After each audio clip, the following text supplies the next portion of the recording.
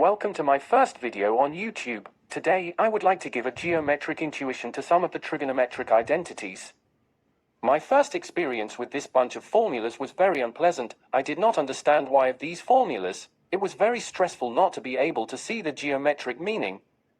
After reflecting and drawing on paper for a few days, I come up with a geometric meaning that ended up being very satisfactory for me. So I hope it is also for you. Let's begin. We will begin by drawing a unitary circle. The alpha angle will be the one between an auxiliary diameter and the x-axis. And the beta angle will be defined between a radius and our auxiliary diameter.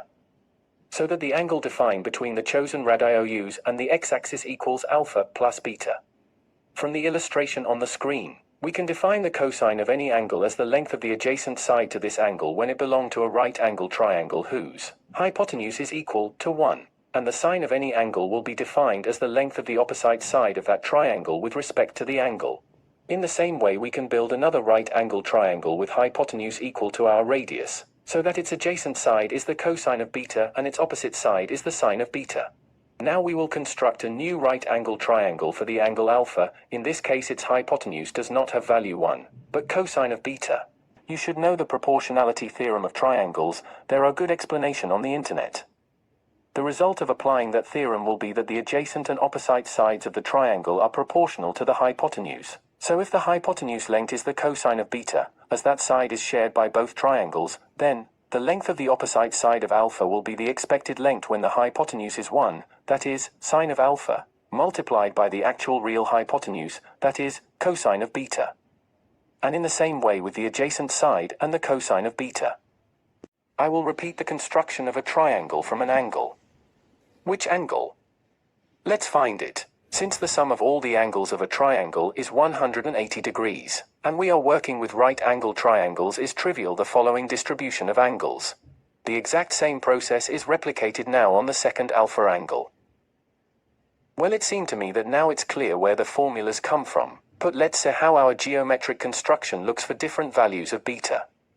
It is important to take into account that the different values of the formula could be negative when we step out from the first quadrant. Although two segments can't have negative length, a segment with negative value could be interpreted as a segment being subtracted.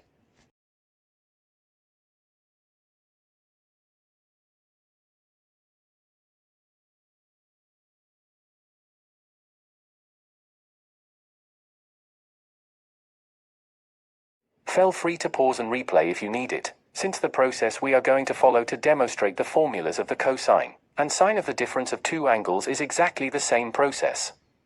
To display it, we will construct the triangle associated with beta as follows.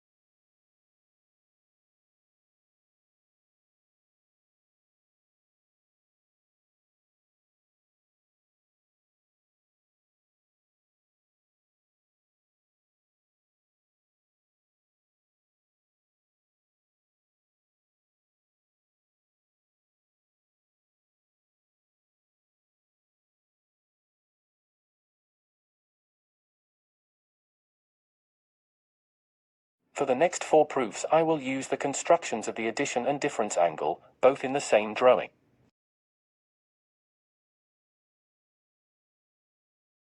As we saw previously, sin of alpha times sin of beta correspond to the indicated side.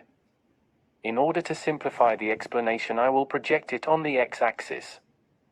Then we can create a circle to symmetrically duplicate the length of our segment.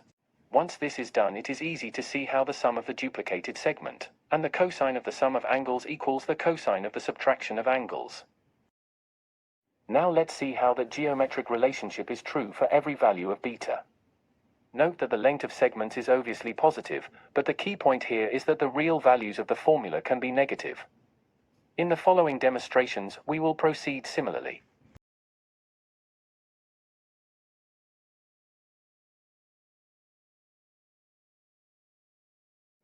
I'll keep the circle since it's still useful for the next explanation, but first I will ask you to pause and ponder for yourself, since the explanation is similar to the previous one, and so will be.